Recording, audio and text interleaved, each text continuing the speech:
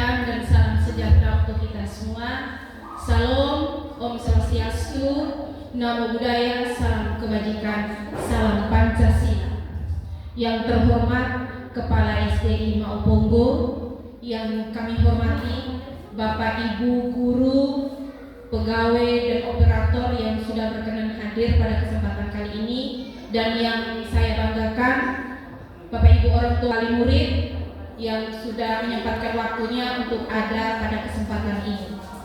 Izinkan saya untuk mengucapkan terima kasih yang berlimpah kepada Bapak Ibu hadirin sekalian karena sudah menginvestasikan waktunya pada kesempatan ini. Saya yakin dan percaya bahwa kehadiran hari ini salah satunya adalah karena rasa cinta kita kepada anak-anak kita dan rasa cinta kita kepada lembaga ini.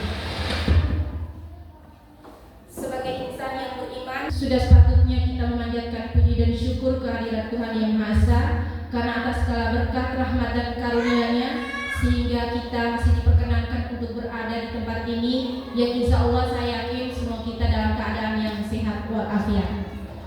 Oke, Bapak Ibu hadirin sekalian, perkenankan saya untuk membacakan susunan acara kita pada hari ini. Yang pertama pembukaan, yang kedua doa, yang ketiga menyanyikan lagu Indonesia Raya, yang keempat sapaan kepala sekolah sekaligus membuka kegiatan kita pada hari ini, yang kelima pemaparan materi, yang keenam penutup dan doa. Oke Bapak Ibu hadirin sekalian, untuk mempersingkat waktu kita langsung ke acara yang berikutnya. Doa kepada Mama Lenta, kami mohon kesediaannya untuk membawa kita semua dalam doa.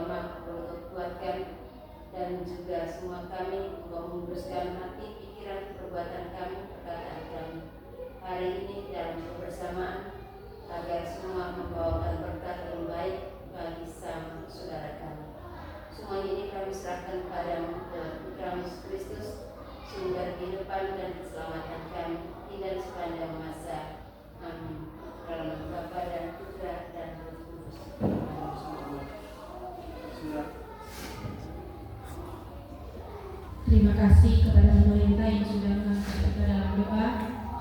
Selanjutnya menyanyikan lagu Indonesia Raya. Berdiri.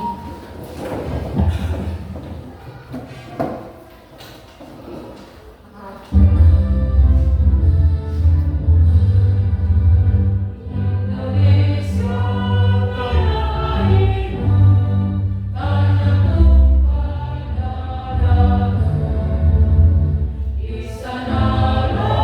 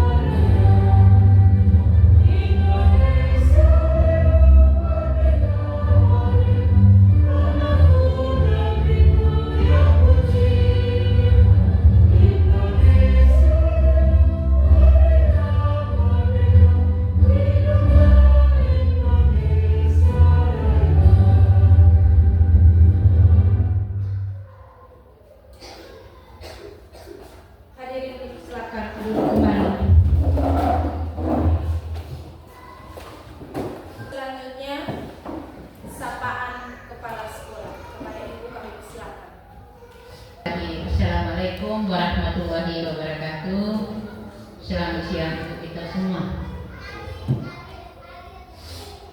Jadi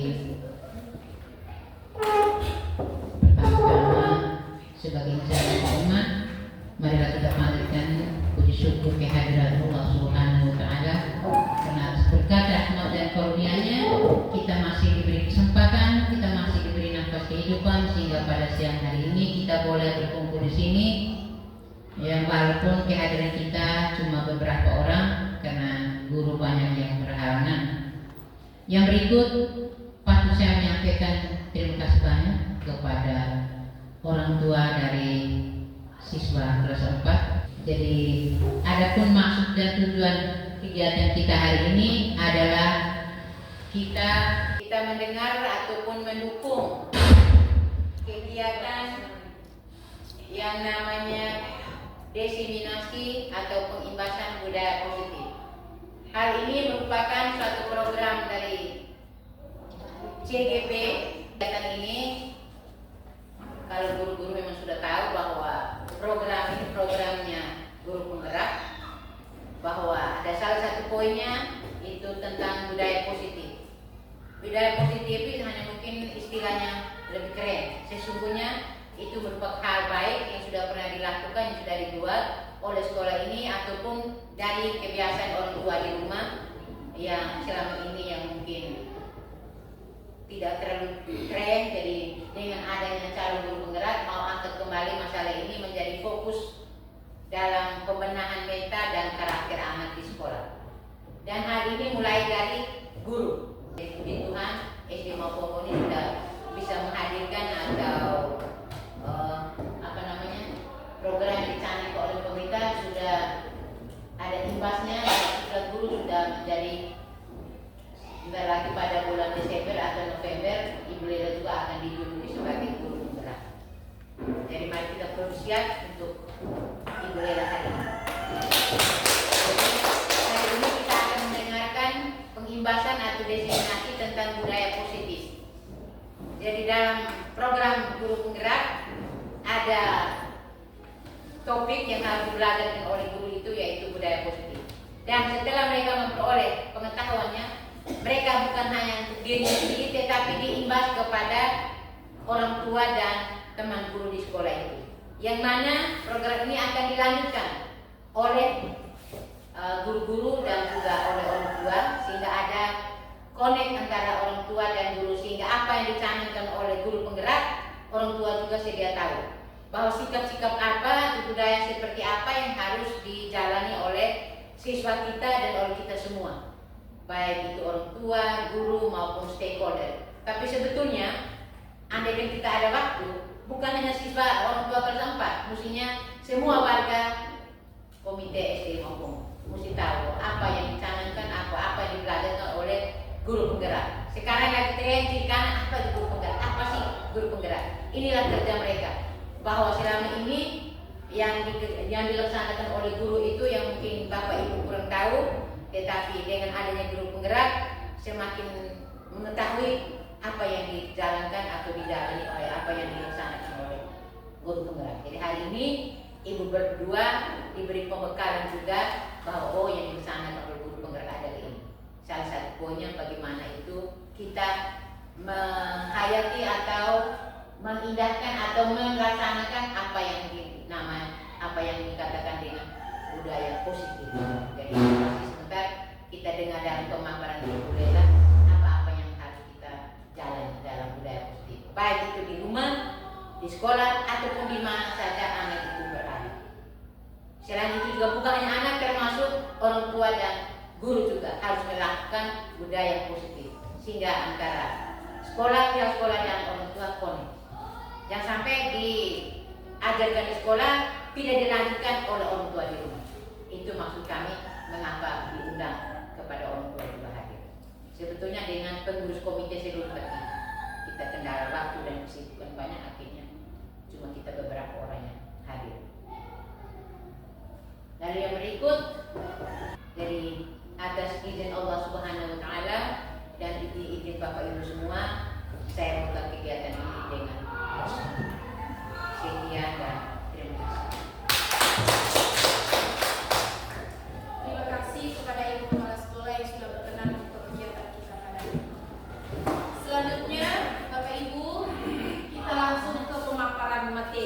karena kita berbicara tentang budaya positif, kita ice breaking dulu supaya biar siang-siang tetap semangat. Jadi ice breakingnya adalah saya minta kesediaan kita untuk berdiri. Berdiri dulu. Berdiri terus, saling berhadapan. Dua-dua orang saling berhadapan. Oke, saling berhadapan. Dua-dua orang saling berhadapan. Di sana. Oke, jangan berhadapan. Oke, sudah teman tinggal ideal.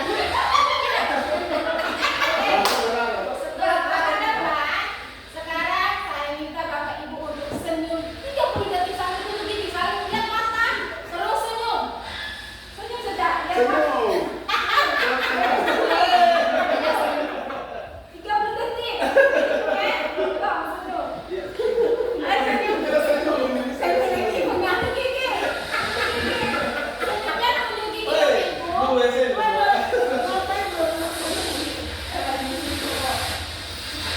Oke, selesai. Dua-duanya senyum. Senyum. Sekarang kita sudah rasa budaya. Ibu sudah rasa bahwa ketika kita senyum itu bagaimana senyum? Happy ya? Happy. Walaupun tidak ada berbuat apa-apa, hanya senyum saja, pasti sudah happy, sudah lega. Itu salah satu budaya positif yang harus kita terapkan. Satu misalnya. Oke, kita lanjut ya. Ini budaya positif ini adalah salah satu materi dalam kami mengikuti calon guru pendidikan, calon guru penggerak, yaitu di modul 1 kemarin. Dan di situ ada 4 kegiatan atau 4 ini materi. Yang pertama itu adalah filosofi pendidikan menurut Ki Hajar Dewantara. Yang kedua adalah nilai-nilai dan peran guru penggerak. Yang ketiga visi guru penggerak, dan yang keempat adalah budaya positif. Jadi hari ini kami diberi kesempatan untuk mengimbas segala materi atau segala ilmu yang kami dapat di dalam pendidikan guru penggerak kepada teman-teman dan Bapak Ibu sekalian. Tujuan kenapa saya menghadirkan Bapak Ibu juga di sini, salah satunya adalah supaya ada kolaborasi ketika kita menerapkan budaya positif. Jadi tidak hanya Bapak Ibu guru di sekolah, tetapi Bapak Ibu orang tua di rumah juga bisa melanjutkan tindakan atau perilaku apa yang harus kita terapkan kepada anak-anak kita. Oke, menurut Ki Hajar Dewantara, filosofi pendidikan itu adalah menuntut segala kodrat yang ada pada anak agar mendapat atau mencapai keselamatan dan kebahagiaan yang setinggi-tingginya baik sebagai manusia maupun sebagai anggota masyarakat. Nah, Bapak Ibu, untuk menuntut ini kita harus memperhatikan yang namanya kodrat keadaan, di mana terbagi atas 2, yaitu kodrat alam dan kodrat zaman. Kodrat alam itu artinya segala sesuatu yang berangkat dari dia lahir memang. Dengan kodrat zaman itu sesuai perkembangan. Contoh, ketika kita mau menuntun anak kita yang sekarang di zaman Gen Z ini yang sudah bisa pegang HP, bisa otak-atik HP. Jadi kita orang tua tidak hanya kasihan pemain HP, kita harus menuntun. Karena segala di dalam HP itu bisa diakses oleh anak. Jadi kita harus pandai-pandai menuntun anak tontonan apa yang layak untuk anak.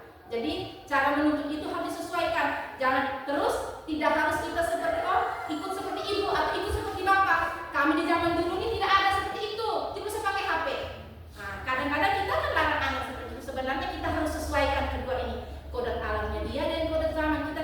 Misalnya karena semakin ke depan perkembangan itu sudah semakin canggih, tuntutan-tuntutan menuntut kita harus menggunakan teknologi. Jadi kita sebagai orang tua dan guru harus pandai-pandai menuntut. Nah, dalam menuntut ini tujuan dari menuntut adalah pembentukan karakter anak. Maksudnya karakter yang tumbuh dalam diri anak itu tumbuh secara alami. Mereka sadar dari dalam diri kenapa mereka melakukan perbuatan itu, bukan karena paksaan atau pengaruh dari siapapun. Jadi itu maksudnya kenapa budaya positif itu penting sekali dan kehadiran Bapak Ibu juga penting untuk kami. Lanjut. Oke, dalam budaya positif ini kita akan membahas 7 hal penting. Yang pertama adalah disiplin positif dan nilai-nilai kebajikan universal. Yang kedua, motivasi perilaku manusia. Yang ketiga, hukuman, penghargaan, restitusi. Yang keempat, keyakinan kelas. Yang kelima, kebutuhan dasar manusia dan dunia berkualitas. Yang keenam, 5 posisi kontrol guru atau kita sebagai orang tua juga bisa di sini. Terus yang ketujuh, segitiga restitusi.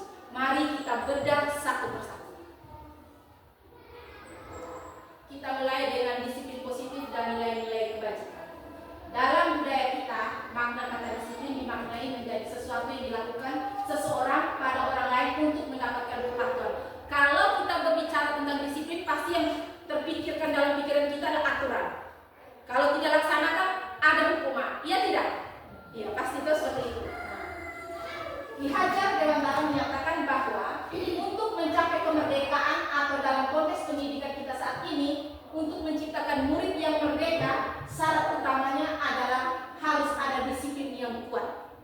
Artinya disiplin itu muncul dari diri, bukan karena pengaruh-pengaruh luar. Bagaimana caranya kita akan belajar sama-sama. Disiplin yang dimaksud adalah disiplin diri yang memiliki motivasi internal. Jika kita tidak memiliki motivasi internal, maka kita memerlukan pihak lain untuk mendisiplinkan kita atau motivasi eksternal, karena berasal dari luar bukan dari dalam diri kita.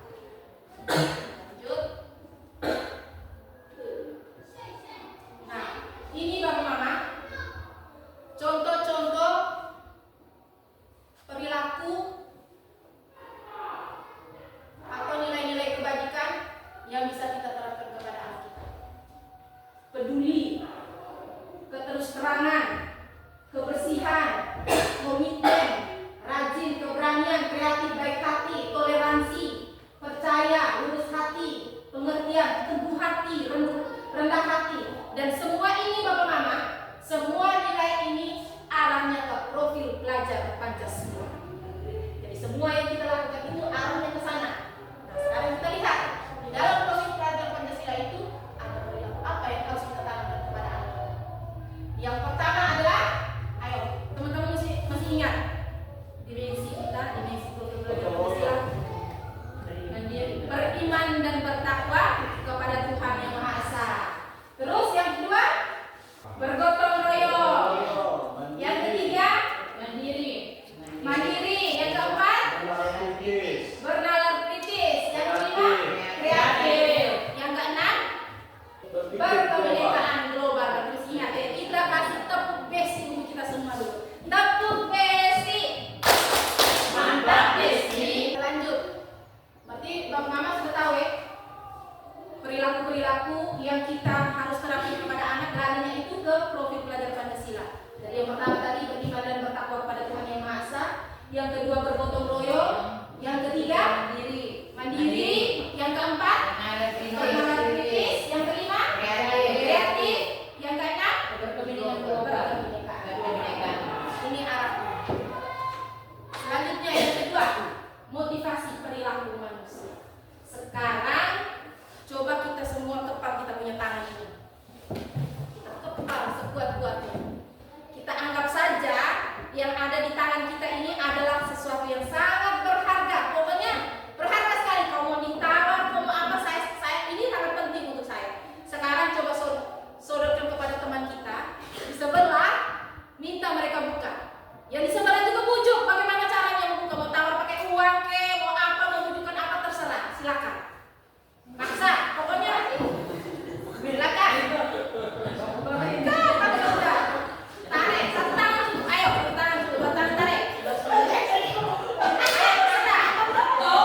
Terserah mau buka. Ini sesuatu yang berharga. Oke.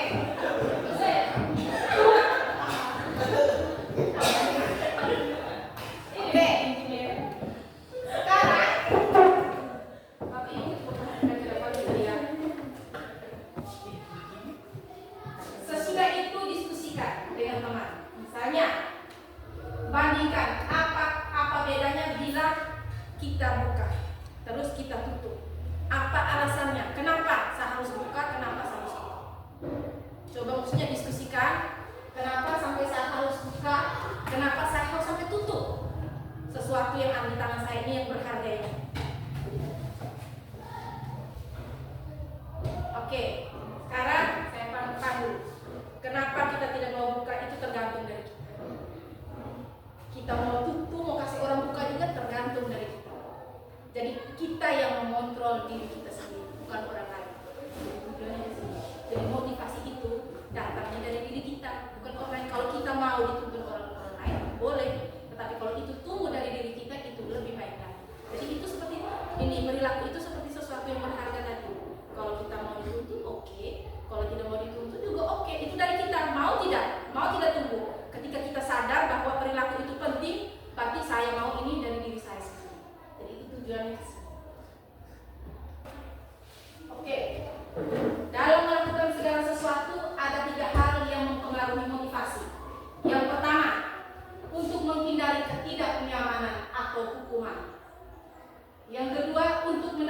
imbalan atau penghargaan dari orang lain.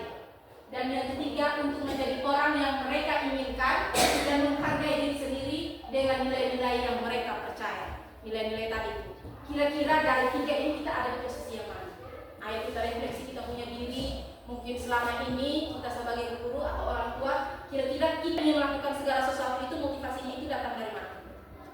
Dari ketiga, apakah untuk karena rasa tidak nyaman saja, misalnya mungkin karena disiplin datang ke sekolah, takut karena ditegur oleh kepala sekolah. Terus yang kedua, mungkin disiplin ke sekolah itu karena mungkin di sekolah nanti ada penghargaan untuk guru yang paling disiplin, guru yang terbaik. Atau yang ketiga, atau mungkin karena saya sadar bahwa disiplin itu ada sesuatu yang wajib dan tanggung jawab bagi saya seorang guru. Kira-kira kita tuh berada di posisi yang mana? Dan jawabannya kita simpan masing-masing. Jadi ini kita hanya untuk merevisi diri kita lihat kembali ke diri kita, kira-kira saya selama ini termotivasi oleh apa? Sampai untuk melakukan segala sesuatu yang ada di sekolah ini. Apakah saya mengerjakan sesuatu itu tugas atau apa itu karena ada imbalannya, atau karena ada penghargaan, atau karena memang dari diri saya? Ini juga, jadi kita kembali ke diri kita. Oke, hukuman, penghargaan, restitusi. Sebelum kita membahas tentang penghargaan dan penerapan restitusi, kita perlu tahu dulu apa perbedaan antara hukuman dan konsekuensi. Bila sama, di mana persamaannya? Bila beda, bagaimana perbedaannya? Di dalam melaksanakan tugas kita sebagai guru atau sebagai orang tua, kadang-kadang kita melakukan dua hal ini, tapi kita tidak tahu mana yang hukuman, mana yang termasuk konsekuensi. Coba, cara apa yang biasa kita pakai? Ayo, saya ingin dengar dari Bapak Ibu guru, salah satu atau orang tua misalnya untuk menuntun anak di rumah itu, cara yang biasa digunakan itu seperti apa? Apakah dengan hukuman atau konsekuensi? Atau dari Ibu Tati? Kira-kira dari Ibu Tati itu kira-kira penerapannya yang mana? Konsekuensi. Kenapa sampai pilih konsekuensi?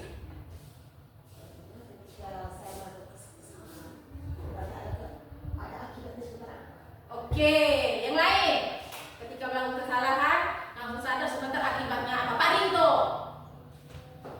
Saya mungkin lebih ke hukuman yang sering saya lakukan ke satu itu paling siswa yang maksudnya artinya mereka bukan nakal sih, maksudnya ribut ketika diberikan pelajaran. Biasa saya katakan kalau kamu ribut dan tidak selesai pekerjaan pada tepat waktunya, saya menunda kamu punya kesenangan. Kamu tidak bisa istirahat. Oh itu.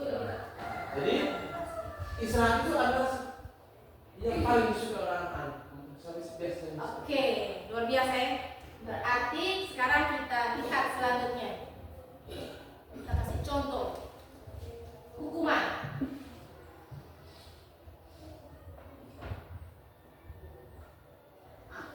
Bereskan mainanmu.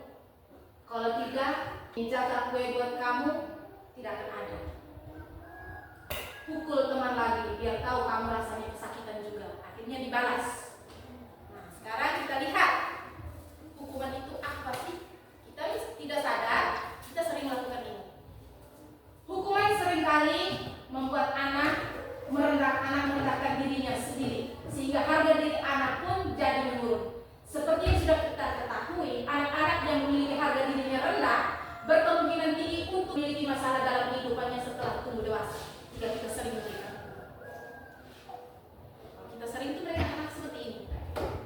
Nanti mungkin kalau bertanya-tanya nanti kita akan lari, kenapa anak ini seperti ini? Kenapa? Ini dari sini dulu akan kita sering buat seperti ini. Sekarang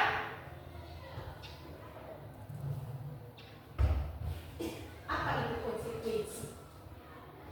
Konsekuensi adalah akibat dari suatu perbuatan, pendirian, pilihan, dan keputusan. Ada konsekuensi baik dan konsekuensi tidak baik. Jika kita terlalu rakus makan, maka kita akan sakit perut. Itu konsekuensi. Jika kita membantu orang yang kesusahan, maka orang itu akan membalas kita dengan kebaikan juga.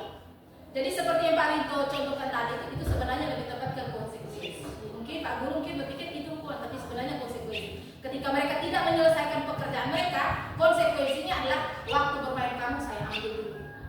Kamu selesaikan dulu pekerjaan kamu. Jadi sebenarnya kita sudah terapkan, tapi kita tidak tahu posisi kita tuh kita apakah memberikan hukuman atau konsekuensi. Oke, kita lanjut. Sekarang mari kita tebak pernyataan-pernyataan ini apakah termasuk konsekuensi atau hukuman. Yang pertama, mencatat 100 kali dalam buku kalimat saya tidak akan terlambat lagi karena terlambat ke sekolah. Hukuman ya. Kemudian yang berikut, lari mengelilingi lapangan basket 2 kali karena terlambat hadir di sekolah. Hukuman, mantap. Kemudian membersihkan coretan yang dibuatnya di meja tulis. Hukuman atau konsekuensi? Konsekuensi. Iya, konsekuensi. Kemudian murid diminta untuk push up 15 kali karena tidak menggunakan masker ke sekolah. Hukuman. Nah, menggantikan kertas tugas teman yang telah dicoret-coret. Konsekuensi. Mantap. Berjemur di lapangan basket pukul 12 siang karena mengobrol dengan teman. Hukuman. Oke. Murid diminta bertelanjang kaki sepanjang hari karena tidak menggunakan sepatu warna hitam sesuai peraturan sekolah. Hukuman. Berdiri di depan kelas sambil mengangkat satu kaki karena tidak bisa menjawab pertanyaan. Hukuman. Oke. Membersihkan tumpahan air di meja tulis karena tersenggol pada saat belajar. Konsekuensi. Kehilangan 10 menit seperti pada tadi untuk mengerjakan tugas karena terlambat datang dan tertinggal pelajaran. Konsekuensi. Membersihkan PC sekolah karena mematahkan pensil kawannya. Hukuman. Oke.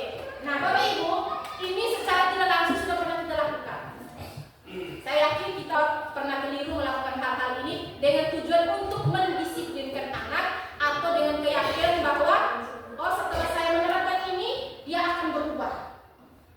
Jadi kita sudah bisa tahu ya kalau namanya hukuman, jadi kemungkinan besar seperti tadi akibatnya apa. Kalau kita menerapkan konsekuensi, akibatnya seperti apa sudah seperti terlihat tadi.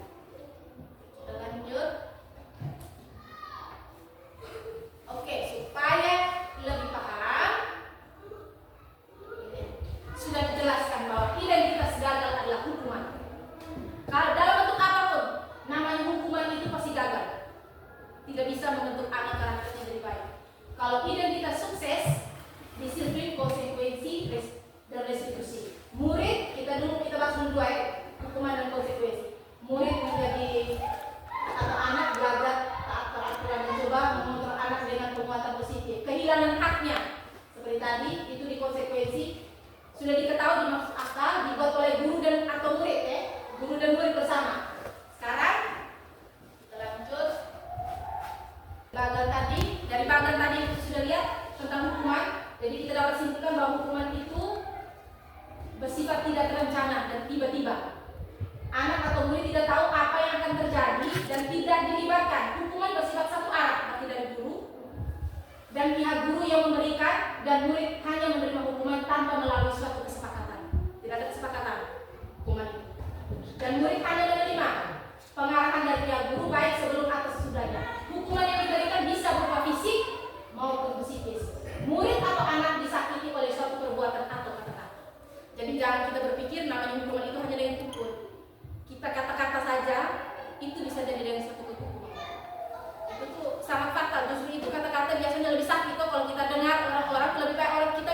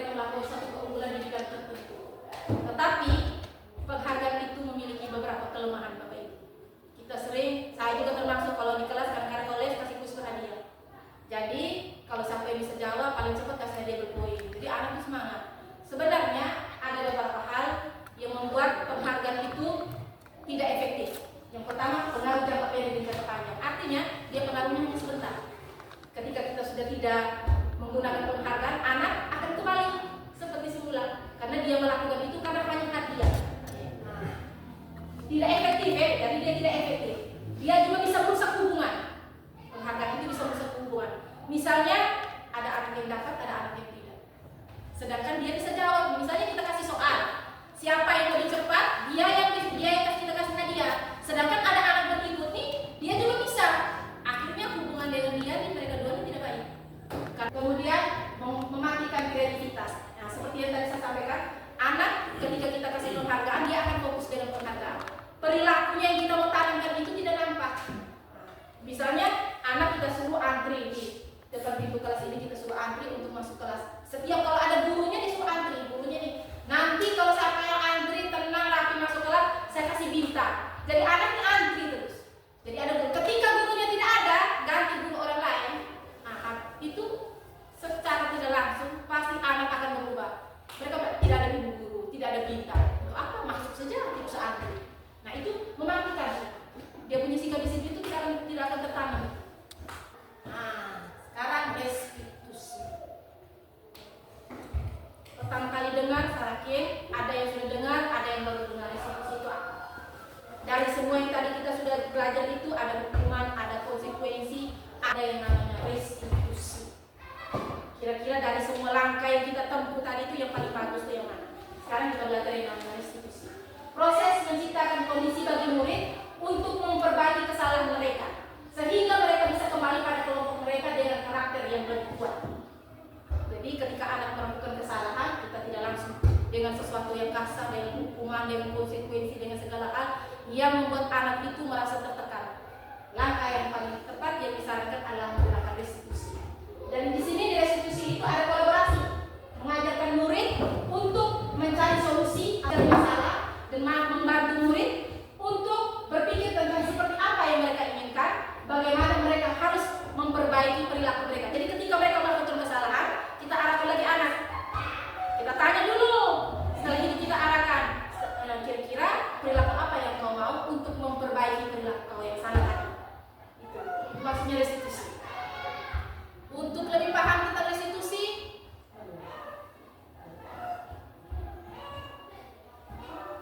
kita lihat ciri-ciri restitusi yang benar. Yang pertama, restitusi bukan untuk menebus kesalahan, namun untuk belajar dari kesalahan. Restitusi memperbaiki hubungan. Artinya, yang melakukan kesalahan dan orang yang diperlakukan kesalahan menang sama menang, tidak ada yang dirugikan. Yang ketiga, restitusi adalah tawaran bukan paksaan. Kemudian restitusi menuntun untuk melihat ke dalam diri kita. Lihat perilakunya kita tadi, akibatnya kepada orang itu apa. Kemudian restitusi mencari kebutuhan dasar yang mendasari tindakan. Jadi setiap orang ketika melakukan segala sesuatu pasti punya alasan. Jadi ketika kita merestitusi anak, kita akan tahu kebutuhan yang dia ingin penuhi itu apa. Kemudian restitusi fokus pada karakter anak juga dapat menguatkan. Restitusi itu menguatkan dan fokus pada solusi.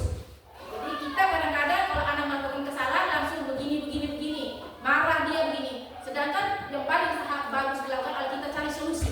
Bagaimana menyelesaikan masalah tersebut tanpa menyudutkan anak itu dan tanpa merugikan orang yang tadi dilakukan kesalahan. Dia buat kesalahan. Oke, sekarang kita masuk ke keyakinan kelas atau sekolah. Bapak Ibu biasa sering dengar yang namanya keyakinan kelas. Kenapa bukan peraturan kelas? Kenapa? Siapa yang bisa jelaskan kenapa harus keyakinan kelas? Kenapa bukan peraturan kelas?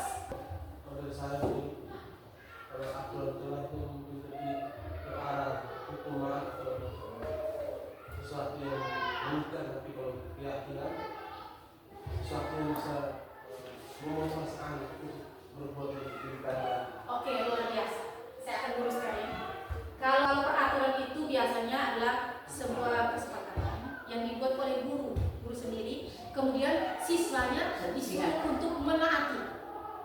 Kalau kesepakatan kelas itu artinya kesepakatan yang dibuat antara guru dengan murid dan ditaati oleh seluruh warga kelas itu. Antara guru dengan murid yang wajib menaati. Nah, contoh sekarang kita lihat keyakinan atau keaturan. Bapak Ibu menggunakan helm saat berkendaraan bermotor. Ini kira-kira satu kita karena aturan atau karena keyakinan? Aturan ya? Ya. Aturan karena merasa bahwa kalau saya tidak pakai helm, saya akan ditilang. Tapi kalau kita menanamkan itu sebagai suatu keyakinan dengan menanamkan nilai kebajikan. Nilai kebajikan dari belajar itu adalah salah satu alat untuk keselamatan. Maka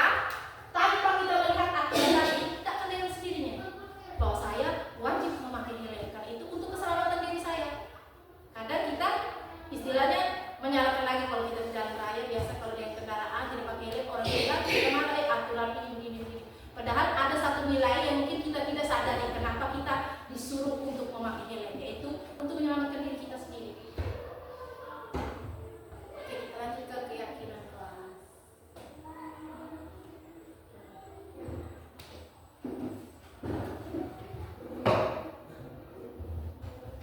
Oke, untuk teman-teman yang mungkin belum membuat keyakinan kelas, di sini saya paparkan bagaimana cara kita membuat keyakinan kelas. Yang pertama, kita mempersilahkan warga sekolah atau murid-murid kalau untuk keyakinan sekolah, murid-murid kita di kelas untuk mencurahkan pendapat mereka. Kita tanyakan kepada mereka harapan mereka itu apa terhadap diri mereka, terhadap bapak ibu gurunya, terhadap temannya itu apa. Kita tanyakan mereka, mereka curahkan itu dalam sebuah kertas misalnya. Kemudian yang kedua, mencatat semua masukan-masukan itu, kemudian kita tempelkan di papan tulis. Dari semua mungkin ada yang mungkin saya mau teman jangan nyontek di saat ujian, sama kelas tetap bersih, sama ibu guru tuh kalau pas les banyak SDC supaya saya tidak ngantuk. Saya mau ibu guru jangan datang terlambat supaya saya itu tidak ketinggalan pelajaran. Nah, saya mau ini ke sekolah itu harus berpakaian yang rapi, harus sesuai aturan. Tidak boleh saling bully, itu kan harapan-harapan mereka. Jika mereka mencurahkan harapan, kita tempel sudah di papan. Selanjutnya kita susun keyakinan tadi itu yang kita tempel, kita ganti. Biasanya ada menggunakan kata tidak boleh, kita ubah menjadi kalimat-kalimat positif. Misalnya salah satu misalnya tidak boleh membuang sampah sembarangan. Nah, biasa ada kemarin kami pas buat ada yang begitu. Buat kalimat positif misalnya setiap warga kelas, atau kan kemarin bilang setiap warga kelas 4 harus menjaga kebersihan kelas. Itu kita ubah ke kalimat positif supaya yang negatif itu tidak terlihat, yang terlihatnya positifnya. Itu salah satu contoh. Kemudian tinjau kembali daftar curahan pendapat yang sudah yang dicatat tadi. Kita lihat lagi, kita baca bersama ya. Setelah kita tulis kita baca bersama. Kemudian kita dengan murid buat kesepakatan bahwa ini sudah kesepakatan yang kita hasilkan. Jangan lupa bubuhkan tanda tangan sebagai tanda persetujuan baik gurunya maupun siswanya. Kalau ingin ada konsekuensi sampaikan kepada anak. Buat kesepakatan konsekuensinya ini kita tidak bisa buat kita berdasarkan kita sendiri. Kita harus ada kesepakatan dengan anak konsekuensi apa yang harus kita lakukan kepada anak atau kita buat baik terhadap kita sebagai guru ketika kita tidak melaksanakan kesepakatan itu. Ini beberapa prosedur singkat tentang kita membuat kesepakatan kelas. Jadi saya sangat berharap kalau teman-teman yang mungkin di kelas ini belum ada kesepakatan kelas, silakan buat karena itu adalah salah satu cara untuk menerapkan budaya positif yang ada di sekolah ini. Oke, kita lanjut yang kelima, kebutuhan dasar manusia dan dunia berkualitas. Kita biasa bertanya-tanya tuh ada yang bilang begini, tidak bisa berubah lagi, memang dari sananya dia seperti itu. Nah, Bapak Ibu, kita mesti tahu dulu ada 5 kebutuhan dasar dalam hidupnya. Yang pertama adalah kebutuhan untuk bertahan hidup. Yang kedua penguasaan. Yang ketiga kasih sayang. Yang keempat kebebasan. Yang kelima adalah kesenangan. Jika salah satu saja kebutuhan ini tidak terpenuhi akan mempengaruhi semua kebutuhan yang ada di sini. Kita kasih contoh salah satu skenario atau salah satu masalah. Misalnya kita sering temukan anak yang rampas makanan anak lain. Mungkin kita menurut kita nih dia salah ya, rampas terus temannya menangis tapi dia nih senang-senang saja. Dia sudah ambil makanan orang, dia tertawa saja lari lagi. Nah, ketika kita panggil dia, kita restitusi tadi, kita panggil, kita tanya. Kita tanya baik-baik. Kalau namanya dia sampai ambil begitu, ada satu kebutuhan dia yang tidak terpenuhi. Jadi kenapa saya mengundang Bapak Ibu, orang tua juga ini penting Bapak Ibu. Jadi ketika anak di sekolah, kalau ada masalah di sekolah, berarti kita orang tua juga harus tahu bahwa ada kebutuhan anak yang tidak terpenuhi. Macam anak yang ambil makan tadi, itu pasti ada satu kebutuhan, itu kebutuhan untuk bertahan hidupnya, mungkin dari rumah tidak sarapan, orang tua tidak siapkan makan. Nah itu, jadi sampai sekolah kita seperti itu. Jadi kita orang tua kita harus menjaga, jangan sampai anak saya sampai di sekolah melakukan perbuatan seperti itu. Kemudian, tapi tadi tiba-tiba dia rasa senang toh, karena dia sudah ambil, dia senang, dia tahu apa dia tidak peduli dengan orang, dia makan saja. Itu karena rasa bahagia ini, kebebasannya itu, rasa kebebasannya tidak dia dapatkan. Dia memperlakukan teman tadi, dia bisa rasa bebas, dia senang, dia bisa lakukan. Terus ketika dipanggil bapak ada yang melakukan hal seperti itu mau dapat perhatian dari bapak ibu guru. Nah dia buat seperti itu, nanti bapak ibu guru panggil saya.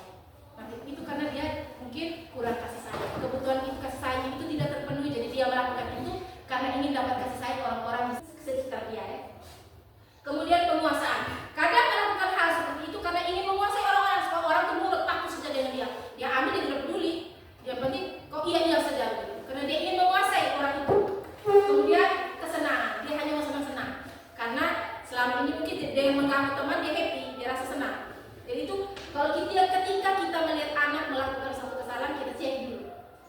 sampai pasti ada satu kebutuhan dasar yang tidak terpenuhi.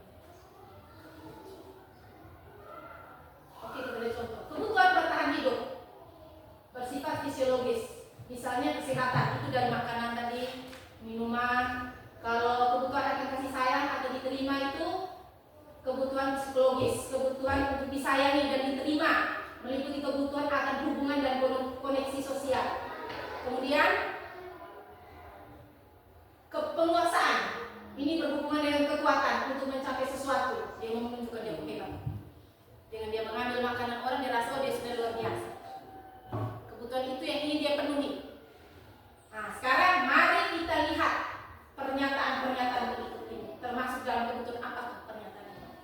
Ibu guru bilang, aku tidak boleh bersenandung sewaktu mengerjakan tugas. Katanya kelas harus tenang, tidak ada suara, kan seru jadinya.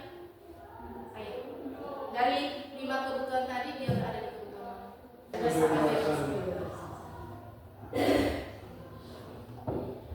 Oke, ibu guru tidak menyapaku hari ini, padahal aku pakai jepit rambut baru. Perhatian, kalau itu mas perhatian. Kasih Kasih sayang. sayang. Kemudian, aku bosan. Masa belajarnya cuma gitu-gitu saja. Dengarin ibu guru saja. Dia mau bebas. Dia mau bebas. Lanjut ya.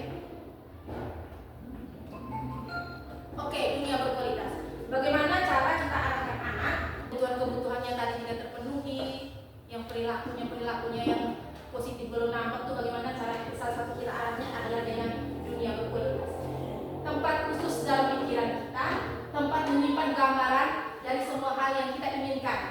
Bisa berisi orang-orang, hal-hal dan apa saja yang terbaik dalam hidup kita dan membuat kita merasa bahagia, terpenuhi kebutuhan dasar kita.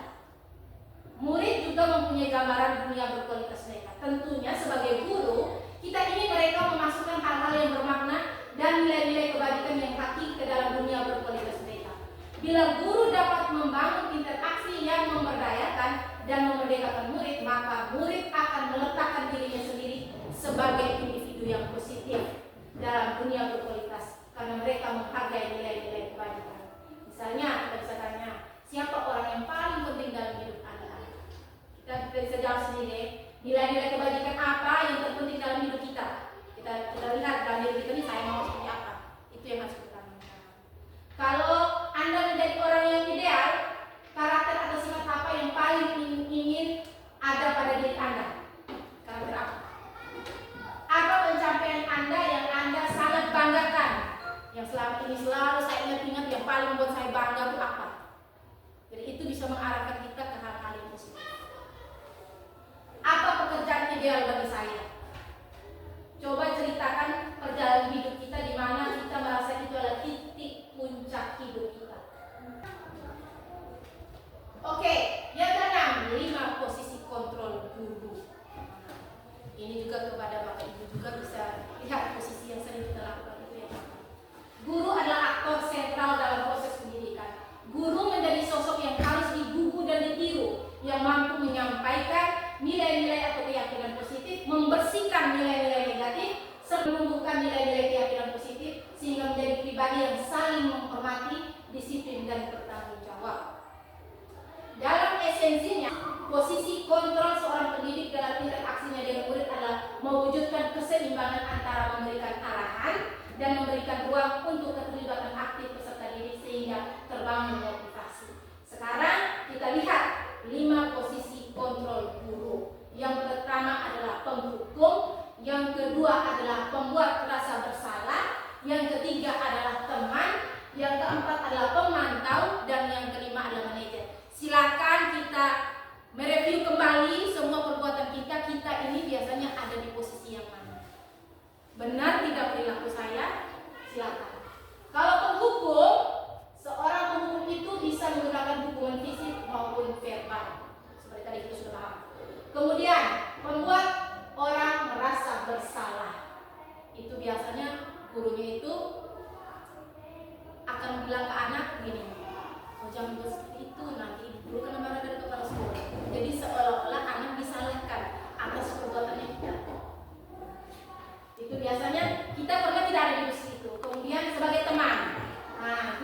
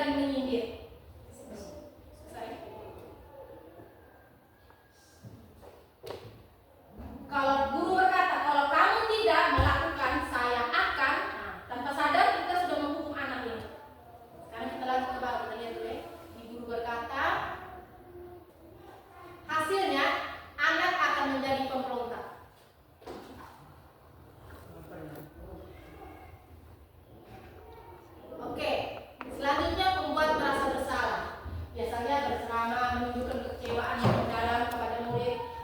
Guru biasa umumnya kamu sudah mengecewakan bapak ibu. Biasa di rumah tuh biasa kita orang tua, saya sering dengar itu atau sering melakukan juga dengan anak bilang, abas ama marah, kau buat begini nanti ama marah, nanti bapak marah nanti ya. Kita buat seolah-olah itu rasa bersalah dengan perbuatan, tapi kadang kita melakukan itu. Kemudian sebagai teman, sorry kita lihat ke bawah dulu. Anak hasilnya, anak akan menyembunyikan, dia akan menyangkal, dia akan sering berbohong. Kemudian teman, tadi kadang kita juga dengan anak seperti ini, membuat alasan-alasan untuk muridnya. Biasa guru bilang, lakukan ini untuk bapak ibu, ya sudah, nanti bapak ibu bereskan. Kadang anak sudah melakukan sesuatu yang tidak beres, kita bilang, ya sudah, minta ibu dulu ya buat. Tidak apa-apa. Ini akibatnya bapak ibu, hasilnya anak akan ketergantungan. Kemudian sebagai pemantau, ini dia menghitung dan mengukur seperti tadi. Ketika anak melakukan kesalahan, dia akan tanya lagi apa peraturannya, konsekuensinya atau sanksinya apa. Nah, kalau lihat sudah apa yang kau buat ini konsekuensinya apa ini. Hasilnya anak akan menyesuaikan bila diawasi. Kalau tidak diawasi, sekarang yang paling kita lakukan adalah sekarang manajer. Dia akan mengajukan pertanyaan, apa yang kita yakini, apa yang meyakini hal tersebut. Kalau meyakini kamu mau memperbaikinya atau tidak. Biasanya ketika anak melakukan kesalahan, dia akan panggil ke anak, dia akan tanya kenapa kau melakukan ini, alasannya apa.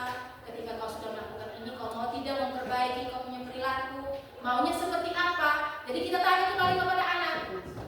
Tawarannya itu datang dari anak, solusinya itu dari anak. Hasilnya adalah akan menguatkan watak atau karakter anak. Jadi sekarang kita sebagai bapak ibu guru, kita sudah tahu ya posisi kita yang mana ya sebagai orang tua. Kita yang mana, yang seharusnya kita tuh seperti apa. Kita sudah lihat tadi sama-sama. Kalau kita sebagai penghukum seperti apa, sebagai teman, pemantau, manajer itu hasilnya seperti apa. Oke. Restitusi. Ini restitusi ya. Di sini ketika kita ingin menjadi seorang manajer tadi, dia menerapkan namanya segitiga restitusi dengan 3 tahap. Ketika kita menjadi guru atau menjadi orang tua, kalau kita mau hasilnya karakter yang ada pada anak itu tumbuh menjadi baik. Yang pertama adalah menstabilkan identitas. Ketika anak melakukan kesalahan, kita harus stabilkan dulu. Kita tidak, biasanya kita kan langsung datang marah-marah, tidak kasih tenang dulu dia. Kita tenangkan dulu dia. Kemudian kita validasi tindakan yang salah. Kemudian kita menanyakan keyakinan. Lanjut ya, kita lihat ke sini. Menstabilkan identitas. Bagian dasar dari segitiga bertujuan untuk mengubah identitas anak dari orang yang gagal karena melakukan kesalahan menjadi orang yang sukses. Anak yang melanggar peraturan karena sedang mencari perhatian adalah anak yang sedang mengalami kegagalan. Dia mencoba untuk memenuhi kebutuhan dasarnya. Tadi sudah kita belajar. Berarti ketika anak melakukan sesuatu, berarti ada kebutuhan dia yang tidak terpenuhi. Jadi di sini perlu sekali kita menstabilkan identitas dia. Kita misalnya ketika anak melakukan kesalahan, kita panggil, kita akan mau bilang, kita akan tanya, mungkin semua orang itu pernah melakukan kesalahan, tidak apa-apa. Di sini bapak ibu guru tidak mencari siapa yang salah, siapa yang benar, tapi bapak ibu guru ingin mencari solusi dari masalah yang sudah kamu lakukan. Itu pertanyaan. Kalau kita kan mungkin datang langsung marah, bahkan pukul, kasih hukuman yang berat. Langkah pertama yang paling bagus, kita stabilkan dulu identitasnya dia.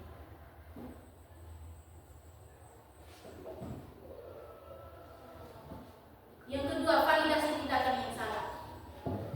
Setiap tindakan kita dilakukan dengan satu tujuan, yaitu memenuhi kebutuhan dasar. Kalau kita memahami kebutuhan dasar apa yang mendasari sebuah tindakan, kita akan bisa menemukan cara-cara paling efektif untuk memenuhi kebutuhan tersebut. Misalnya ketika anak sudah melakukan kesalahan, kita tanya dulu, tadi sepertinya ibu lihat kamu seperti senang sekali melakukan hal itu.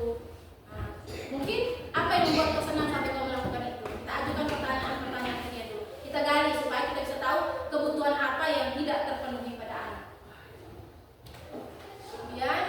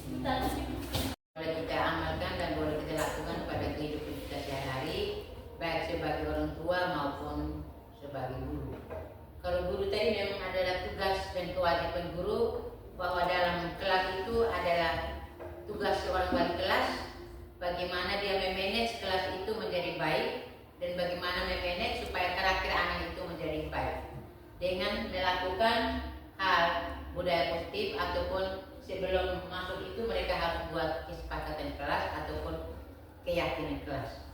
Tadi kita sudah dengar bersama antara aturan dan keyakinan kelas itu pasti ada beda. Kalau aturan itu biasanya turun satu arah atau melakukan sesuatu sesuai petunjuk orang atas, tetapi untuk keyakinan kelas membangun kesepakatan dari anak dan guru itu sendiri. Dan apa yang sudah dibuat oleh guru mudah-mudahan ada sampai ke orang tua juga.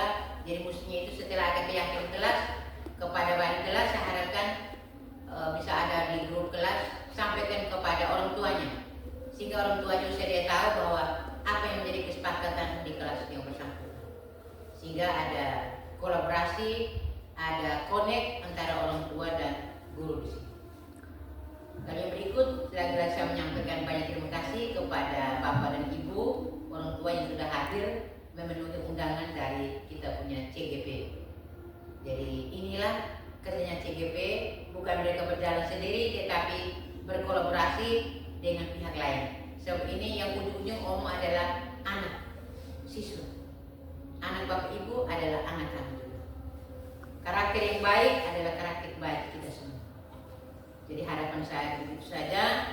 Dan kepada Ibu CGP saya menyampaikan banyak terima kasih atas inovatif, kreativitas yang selama ini mungkin dari CGP sebelumnya dalam menyampaikan segala ilmu yang mereka peroleh dari guru penggerak mungkin belum sedetail seperti ini.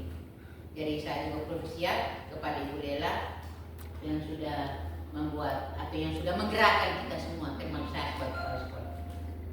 Jadi kepada guru-guru juga saya juga menyampaikan terima kasih banyak. Jadi kita sudah turut mendukung, sebab ini kita saling motivasi. Jadi marilah kita to'o bersama, seirama dalam melangkah, seia dalam berkata. Jadi atas berkat Tuhan yang Maha Kuasa, izin Allah Subhanahu Wa Taala, kita bersyukur kehadirannya dan izin kita semua saya tutup kegiatan hari ini dengan resmi. Terima kasih. Wassalamualaikum warahmatullahi wabarakatuh. Selanjutnya kami mohon kesediaan mereka untuk bawa kita dalam doa. Ternyata sepanjang kegiatan kami dalam kebersamaan yang memateri dalam serangkaian kegiatan kami agar kami menerapkan dengan dua materi yang buat kami memenuhi dalam kelas masing-masing, dan juga kepada anak didik kami, terlebih juga anak-anak yang kami lahirkan, yang kami boleh dibimbing mereka dengan cara yang baik menurut mereka. Semuanya yang kami serahkan kepada motif kami dan kepada kesetujuan dan kepada gerak dan fokus. Oke, selamat siang.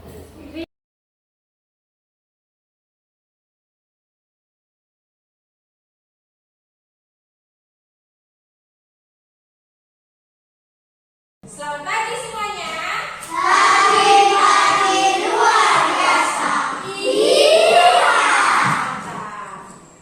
yang hari ini masih belum semangat? Ada. Ada yang hari ini ada rasa gelisah? Ada. Oke, supaya hari ini lebih enak, lebih nyaman, supaya kita mengikuti kegiatan kita hari ini lebih menyenangkan, kita akan lakukan satu kegiatan untuk merilekskan diri kita. Seperti biasa kita akan melakukan kegiatan teknik bernapas dengan teknik stop. Oke, sekarang taruh tangan di atas kepala semuanya, tundukkan kepala, tutup mata, dudukin tegak. Abi, dudukin. Oke, tutup mata sambil dengarkan instruksi dari ibu. Tarik nafas, hembuskan. Tarik nafas, hembuskan. Dengarkan kata-kata ibu. Mungkin tadi dalam perjalanan ke sekolah ada hal-hal yang tidak menyenangkan kalian. Ada orang-orang yang menyakiti hati kalian, membuat kalian tidak bahagia. Lupakan semua hal itu. Maafkan mereka, ikhlaskan semuanya. Supaya hari ini kita bisa menerima pelajaran hari ini dengan baik dan nyaman. Tarik nafas, hembuskan. Tarik nafas, hembuskan. Stop. Buka mata. Bagaimana perasaan kalian? Senang. Oke, Abi. Nyaman, Nyaman. tenang, Tenang. rileks, Rileks. bahagia, Bahagia. gembira, Gembira. Senang. Senang. enak, Enak. Berarti sudah tidak ada lagi sedih? Tidak. Enak. Oke. Sesuai janji ibu kemarin bahwa hari ini kita akan membuat yang namanya kesepakatan kelas. Tetapi sebelum kita membuat kesepakatan kelas, kita akan mereview kembali tentang peraturan sekolah. Terus siapa yang masih ingat? Salah satu cukup peraturan sekolah kita. Oke, Satria. disiplin waktu, Disiplin waktu. Oke. Satria bilang salah satu aturan sekolah kita itu adalah disiplin waktu. Menurut kalian, semuanya sudah disiplin waktu? belum, Masih ada yang? Masih ada yang terlambat. Nah, sekarang supaya semua itu tidak dilakukan lagi, kita akan membuat satu kesepakatan yang ada di kelas supaya peraturan sekolah juga itu jadi kita bisa laksanakan. Tetapi sebelum ibu tanya dulu, siapa yang tahu apa itu peraturan sekolah? Oke, sekali lagi peraturan sekolah. peraturan sekolah dibuat oleh kepala sekolah, bapak ibu guru, komite, lalu ditaati oleh seluruh warga sekolah. Oke, kita kasih tepuk besti untuk Satria. Tepuk besti. Mantap besti. Oke. Terus siapa yang tahu apa itu peraturan kelas? Oke. Siapa peraturan kelas? Peraturan kelas itu apa? Peraturan kelas dibuat oleh bapak ibu guru, lalu ditaati oleh murid-murid kelas. Oke, peraturan yang dibuat oleh bapak ibu guru kemudian ditaati oleh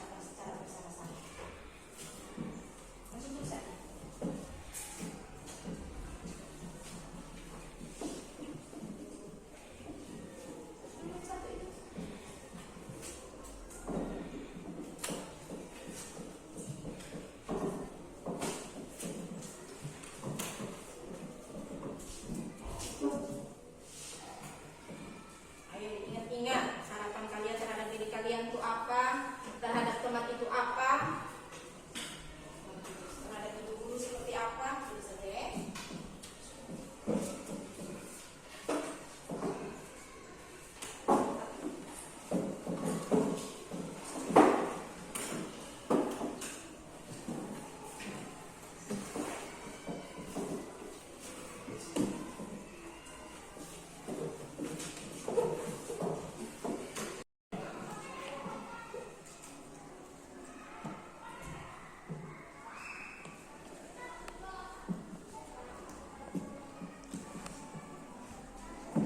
Ayo tuliskan semua harapan kalian terhadap teman, terhadap diri sendiri itu seperti apa, silakan ditulis. Tuliskan semuanya. Ayo Lastri, tulis sudah. Harapan terhadap diri sendiri itu apa, terhadap teman itu apa, terhadap Bapak Ibu guru itu seperti apa, silakan.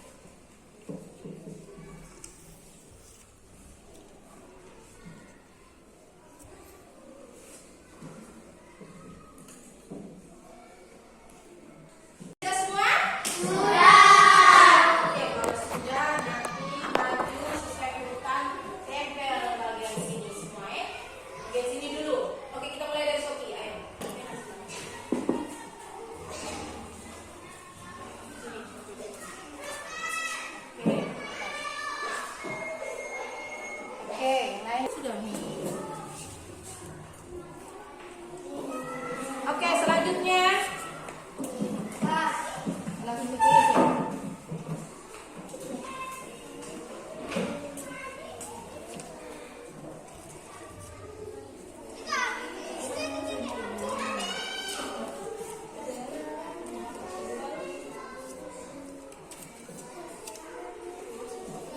Oke, selanjutnya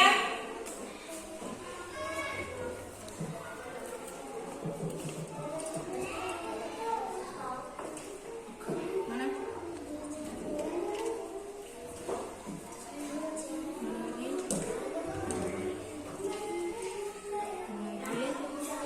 Oke, selanjutnya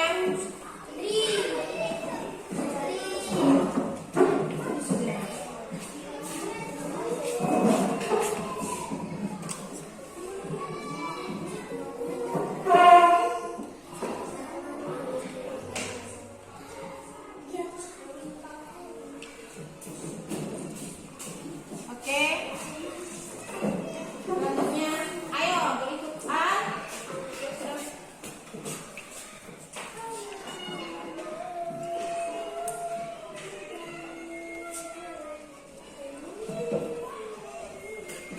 Ada lagi, ayo.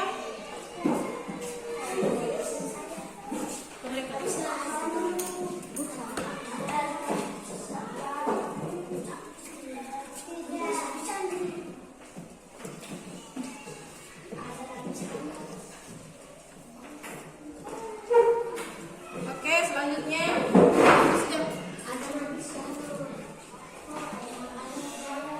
A.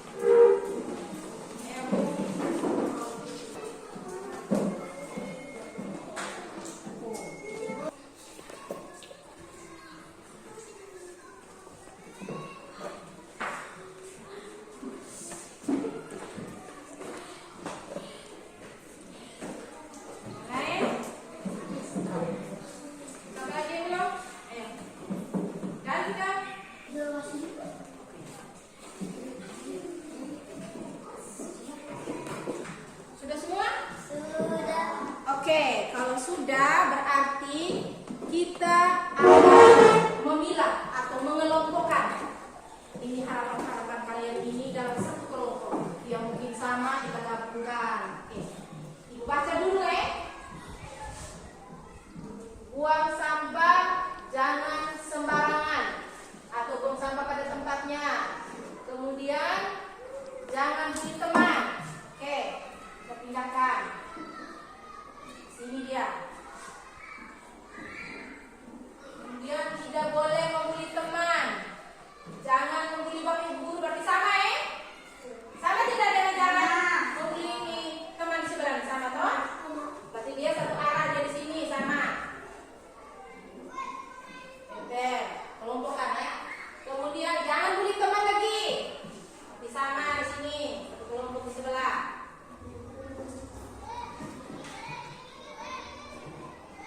Kemudian tidak terlambat memakai seragam sesuai aturan. Oke, agak beda Beda tidak ini? Tidak. Oke, taruh di sini lagi, kita kelompokkan dia. Saya mau ibu guru banyak memberikan ice breaking. Oke, kita pindah ke sini, kelompokkan. Kemudian jangan memaki atau mencaci orang lain. Oke, itu sama dengan ada tadi? Udah ada belum? Belum Oke, tadi harapan-harapan kalian sudah ditempel. Sekarang ini kita sudah sama-sama mengelompokkan harapan-harapan kalian. Sekarang dari setiap harapan ini kita akan buat yang namanya kesepakatan kelas. Kesepakatan kelas itu terus dimulai atau digunakan dengan kata-kata yang positif. Mari kita bedah satu persatu. Oke, yang pertama, tidak boleh membuli teman.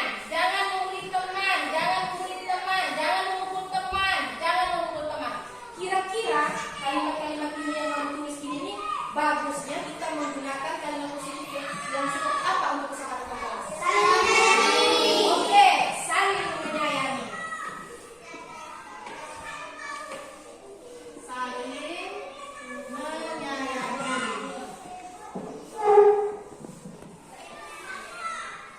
Oke, yang kedua, lihat baik-baik. Jangan membuang sampah sembarangan. Buanglah sampah pada tempatnya. Jangan membuang sampah sembarangan. Jangan membuang sampah sembarangan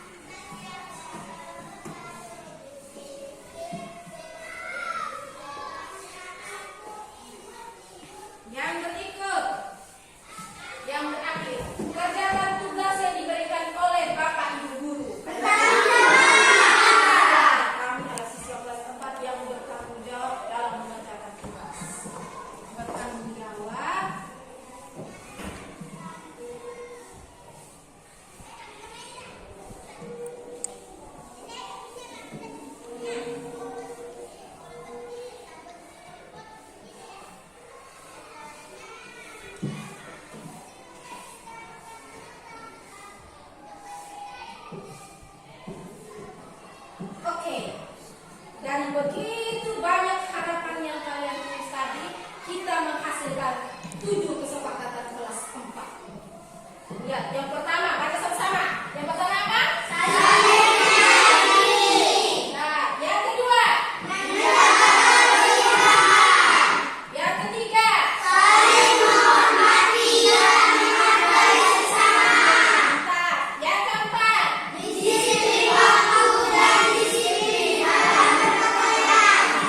Lima. 5.